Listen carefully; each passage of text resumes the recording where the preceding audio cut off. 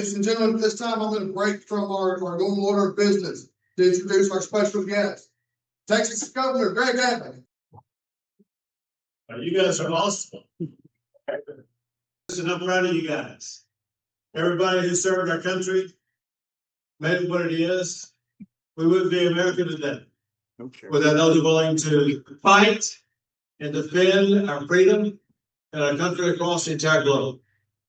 You know, it's I can't help but noting that we're in Corpus Christi, obviously. This is a place where my brother did part of his training in the United States Navy. My brother was a Navy pilot and was at Corpus Christi Naval Air Station, as well as others actually here in Texas. He was in the Navy for 20 years, flew in Operation Desert Storm. And it gives me, let's say, greater insight into what a service member does. And hence, that enhances my respect for every man and woman who has served, knowing everything that you go through. But also the gratitude that we have, we being not just me, but everybody in the States, the gratitude that we have for those who serve, who put their lives on the line, and some sacrifice their lives. Again, America would not be America without the men and women of the United States military. I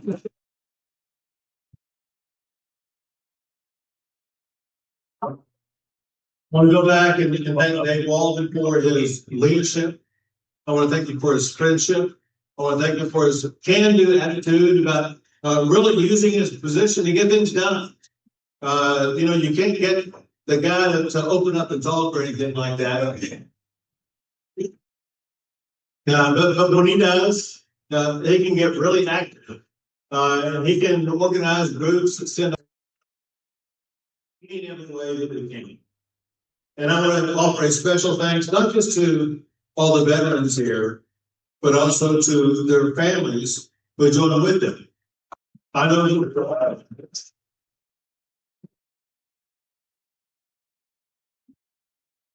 know that, and that is families serve together.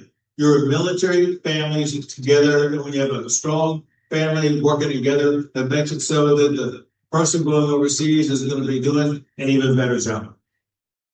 I'm proud to join those who have served our great nation. And as you know, America has remained the greatest force for freedom the world has ever known because we've had the mightiest military in the history of the entire world.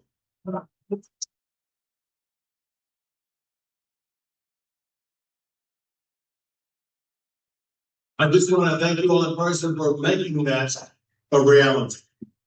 Listen, there's several things I want to cover. I'm going to set it up in this way and then plug in some other things I want to talk about in conjunction with what I'm about to say.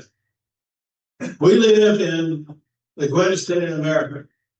Texas ranks #1 in so many categories. Let me list some of those categories. Texas ranks #1 as the best state for doing business for the past 20 years in a row. Texas ranks #1 for more new jobs added than any other state in the United States of America. We rank #1 for economic development. What that means is that every single day there are businesses that are looking to move to a different location or to expand a certain location, different things like that. And not only are we better than any other state at that, the second state is less than half of what Texas does. When you add up together the economic might, the economic growth of our state is measured by what's called gross domestic product. The gross domestic product of Texas is now more than $2.7 trillion a year.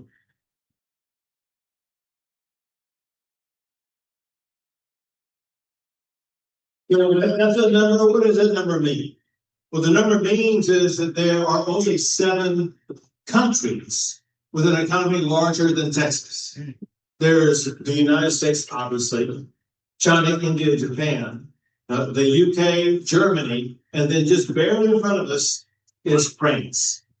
If you pay attention to what's going on in France, if you pay attention to what's going on in Texas, France is falling behind, Texas is making gains, and so maybe soon the Texas will have the 7th largest economy in the entire world.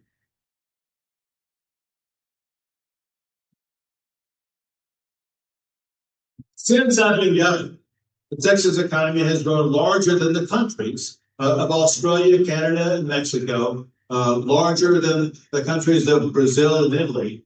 And Texas even has a larger and stronger and mightier economy than Russia.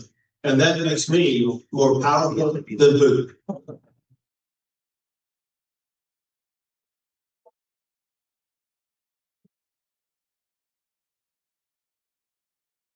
Don't you think I need my own nukes?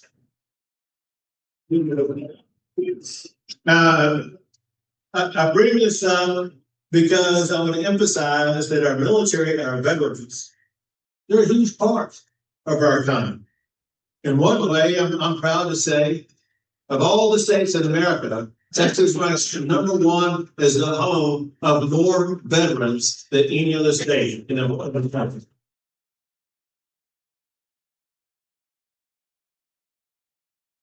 In addition to the veterans, we have more than 200,000 uniformed and civilian personnel. We have 15 military installations. And let's go back to what I was talking about earlier when I talked about this leading in economic development.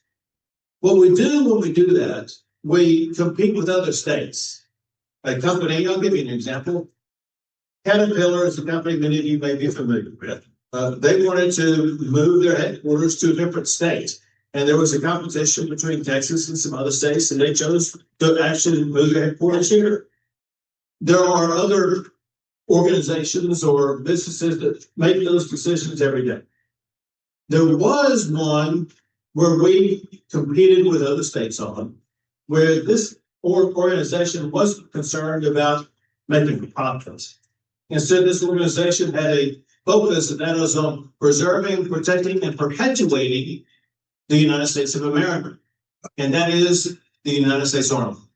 A few years ago, the United States Army had a competition among states about which state they should locate their headquarters for what was called the Future Armies Command, where they would design the future of warfare, of what's going to be like for the next 20 years. And after that competition, they knew unequivocally there was only one state they should locate in, and that is Texas. The Army Futures Command is now headquartered in the great state of Texas.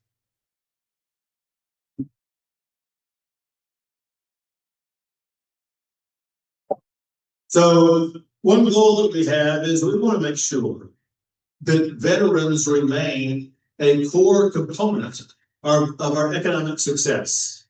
And the good news is there is extraordinary demand for veterans in the workforce.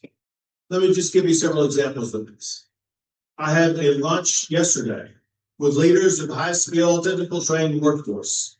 They provide jobs for literally thousands of employees across the entire state of Texas. And we met because these members of these leaders and I in the state, we have a common shared goal. They need more employees. And the fact of the matter is, I, as governor in the state, we need more employees. And so we sat down to talk about how we could achieve the common need that we both have. But I want to let you know for these high-skilled, technical trained jobs, they would tell me that the type of employee they need the most are veterans. Veterans have a strong work ethic. They're well-trained. They're mission-driven. And in a lot of other examples where they come, as I put it, they come with batteries included. Ready to go. And if you look at some of the workforce today, they're simply not up to the standards that you see of those who come from the United States military. So I'm just trying to overemphasize. There is a desperate need in Texas for employees, but an equally desperate need for employees who serve in or have served in the United States military. With so many, our veterans are so important, in fact, to our workforce, Texas actually provides financial incentives for businesses that seek to expand or to locate in our state who hire veterans. Let me just give you one. I could give you a lot of examples. I can just give you one from last month when Southwest Airlines announced that they were creating a regional headquarters in Austin, Texas, where they're going to hire 2,000 more people. They made a commitment in their agreement with the state of Texas where they announced this project that almost 20% of those 2,000 jobs are going to go to the veterans of the United States of America.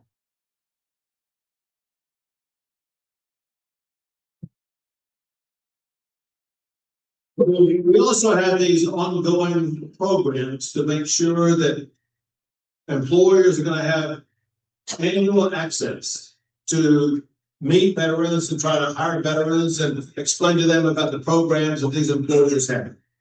We have what's called Operation Welcome Home. Another is called Hiring Red, White, and You. And the employers that go to those locations, they're looking for veterans who can work in areas like public safety, healthcare, technology, and so many other areas. And we also have at those locations the Texas Workforce Commission.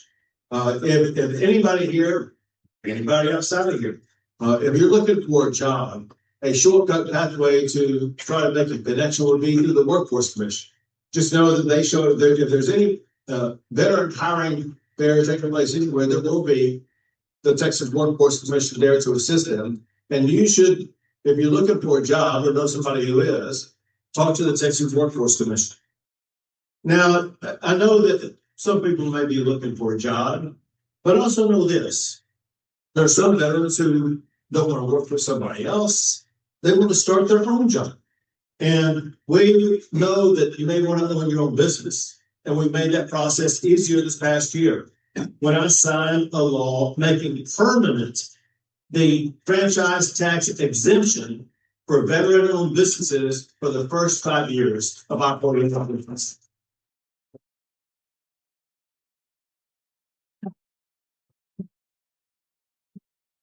We're also making it more affordable for veterans to own homes in the state of Texas. You know, there's so many different things that have gotten unaffordable because of cost, and we're looking for ways to make life more affordable in so many ways. But listen, you got to live somewhere. We want to make sure that one of the largest expenses that you have, which is your home, is going to be more affordable. And maybe one of the largest challenges in owning a home are the property taxes you have to pay. We have created and extended property tax cuts for veterans and their families. One is that Texas provides a full 100% property tax exemption on residence homesteads for 100% of disabled veterans and their surviving spouses.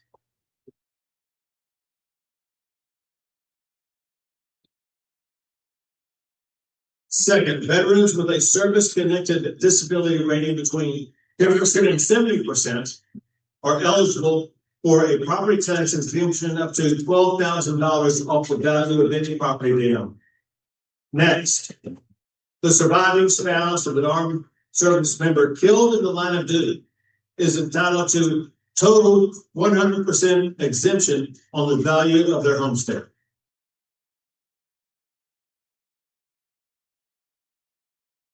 And then, unfortunately, just a few months ago, I signed a law that provides a total 100% exemption for surviving spouses of veterans who died as a result of certain qualifying disease or condition under the Federal Tax Act of 2022, like burn pits, Agent Orange, and other toxic substances. These veterans and their family members have suffered enough. They should not suffer by a burdensome property tax imposed on them. We want to make it easier for them to live in their homes, and that's why we are eliminating those property taxes for those.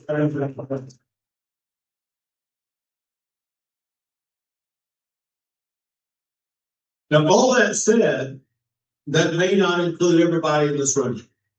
And I want you to know that I am campaigning this election season on one primary issue, the affordability issue. And that is the most meaningful property tax cut that would ever occur in the state of Texas.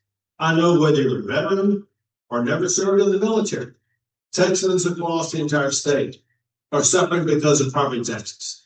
And we've been working session after session to try to reduce those property taxes. But I'll be honest with you, even though we used $51 billion this past session to try to buy down your property tax rates, there's never been a single Texan come up to me and say, hey, thank you, because my property tax bill is lower, because they keep going up. And here's the deal. Listen to this plan that will cut your property tax bill by more than half. It contains several components. One, there's only one reason why property taxes ever go up in the first place, and that's because the government is spending more of your money. And so the first thing we have to do is to stop the increase in spending. Texas, as a state, has constitutionally imposed spending limits. Texas, as a state, does not impose a property tax, only local governments do.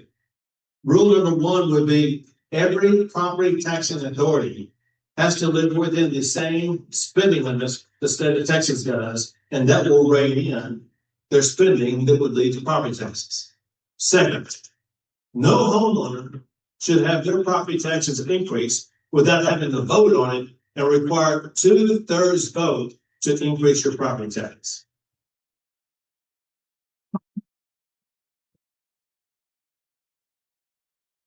Third, I've talked to so many people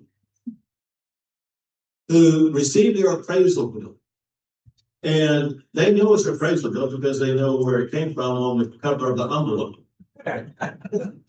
But their hand is trembling before they open up the envelope because they don't know if what they're going to see inside is going to allow them to remain in their home or force them to move out.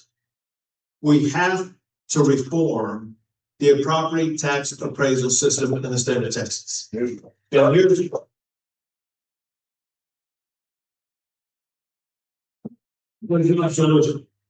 there's a reason why your property tax appraisals go up so much every year.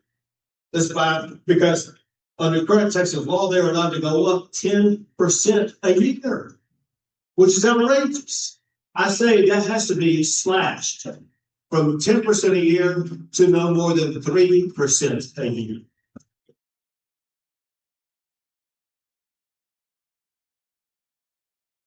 As opposed to you having to go through the property tax appraisal system every single year, that should be only once every 5 years. And then the last thing, which this one thing alone will cut your property tax bill by half.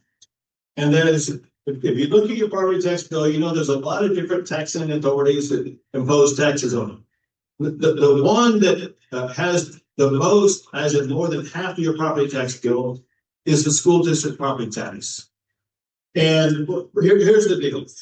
For homeowners, you should no longer have to pay that property tax bill to schools because I say the state of Texas should pay that cost. The state of Texas should be the one paying those schools for the funds they need, as opposed to taking that money out of your pockets to those property taxes. Join me and for a constitutional amendment that will ban imposing school district property taxes on homeowners in the state of Texas.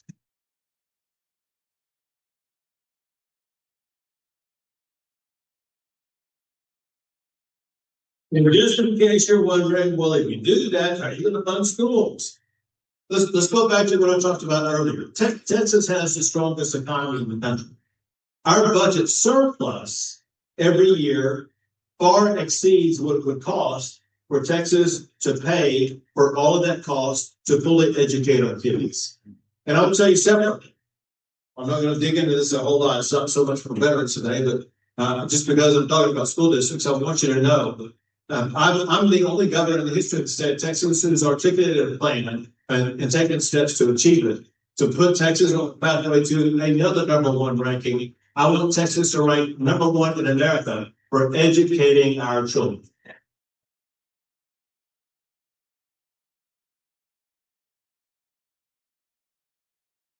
Again, I'm not going to deep dive. Today is not a day to go into education, but I think you'll like this component. So there's a lot of things that we need to do to reform curriculum and what our kids are taught. For one, get all the woke agenda out of the classroom. I've done a law on that. I also signed a law. This is common sense. A law that says no boys and girls sports.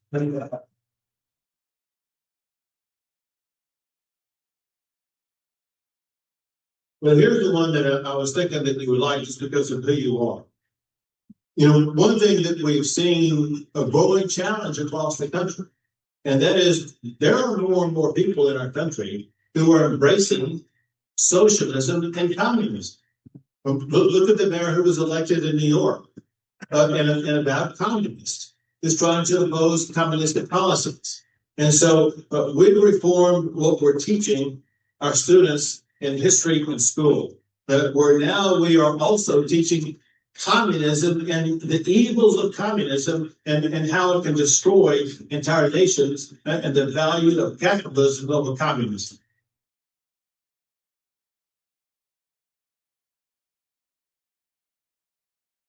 One last thing one last point I want to make with regard to financial support for our veterans and their families. There are some veterans who want to go back to school. There could be spouses of children of veterans who want to go to school. But we have in Texas and use it, it's called the Hazelwood Act. Y'all are not, and so you know what that is. It provides reduced tuition and fees for veterans or spouses or children. But here's what you may not know. Since I have been governor, we have provided more than $2.5 billion in reduced fees and tuition for veterans and family members at higher education across the entire state of Texas.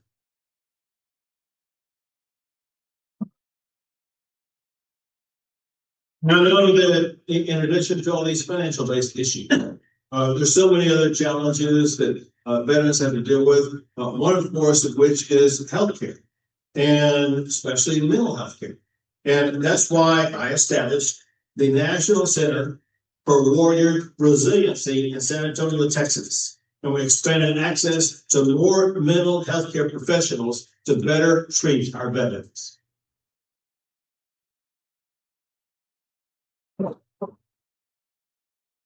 One thing that's been alarming in Texas and across the country is the number of veterans who may commit suicide, the number of veterans who have PTSD or other challenges, the number of veterans who rely upon opioids that oftentimes never has a good outcome.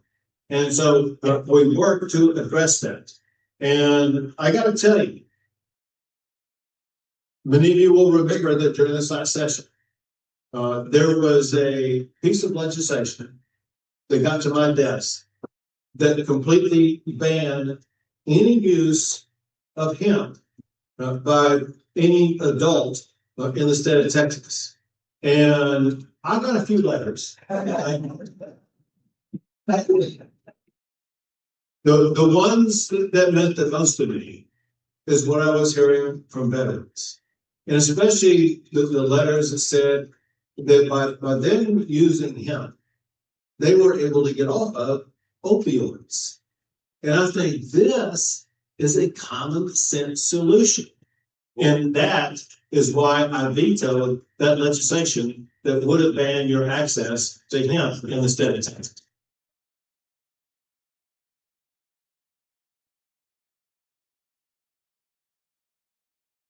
And then there was another veteran-led action that we took. a group of veterans came in and they talked to me in the governor's office, and then they talked to the legislature. They testified to the legislature about another medical treatment that is currently not allowed in the United States, but is available in other countries.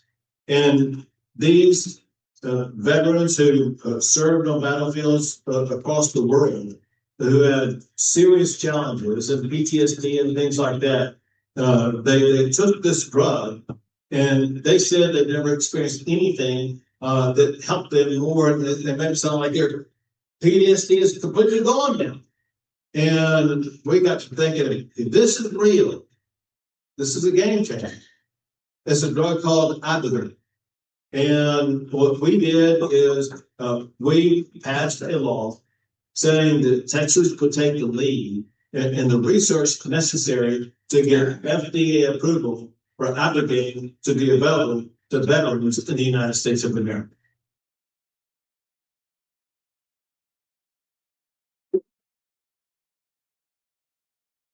You know, our veterans, our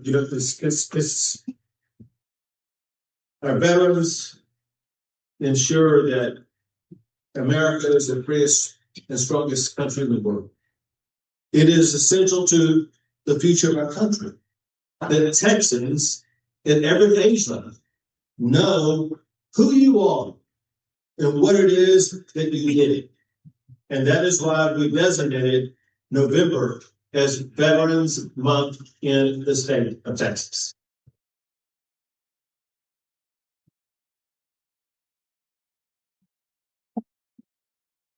And let me just close with this. It's important to say thank you to our veterans. I say it all the time. We all say it all the time. But I would say just as important as it is saying thank you, it is equally important, maybe more important, to show our thanks. You've earned that. And that's why last session and every session, we went to work to show just how grateful we are for all that our veterans have done. And I want you to know that as long as I'm your governor, you have a governor who has the back of Texas veterans. Thank you. Proclamation from the state of Texas to Dave Walton in recognition of the homecoming as election as Department of Texas Veterans of Foreign Wars State Commander. Congratulations.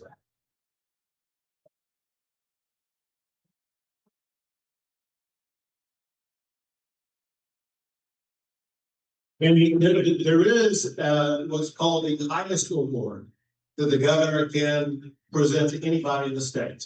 And I'm presenting it today to Dave. I am officially making Dave Walden an admiral in the Texas Navy.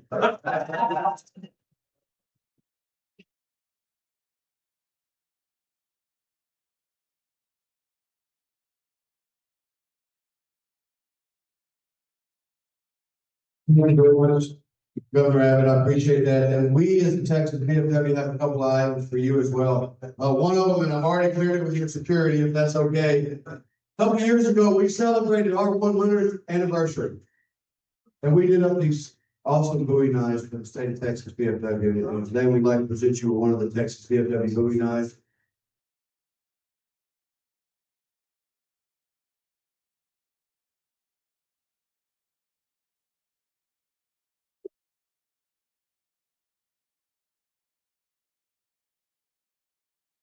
We have one more thing, and that is a certificate for you. I'm going to read this certificate really quick. It says, Department of Texas Certificate of Appreciation presented to the Honorable Governor Greg Abbott for your support of the Department of Texas VFW Auxiliary, our veterans and families. We are grateful and appreciative of your support of the Texas VFW. Millions of Texas veterans in your support, for including alternative modalities to pharmaceutical opioids and antidepressants such as hemp-derived consumables and psychedelics. Your veto of SB3 in productive collaboration and dialogue with your staff before the veto in the 89th regular legislative session and after the veto during the subsequent special sessions are deeply appreciated. Additionally, your support of psychedelics in previous sessions at SB 2308 in the 89th regular session, which facilitates further research into the effectiveness obligating PTSD and TBIs. Demonstrate your commitment to veterans having the freedom to find their own individual path to healing from the visible and the invisible wounds of war. In witness whereof, we have done to set our hand in the official seal Department of Texas Veterans Foreign Wars of the United States on the 16th day of January 2026. Dave Walton, State Commander, Department of Texas VFW, Ben Lawrence, State Action Florida Master, Department of Texas Veterans of Foreign Wars.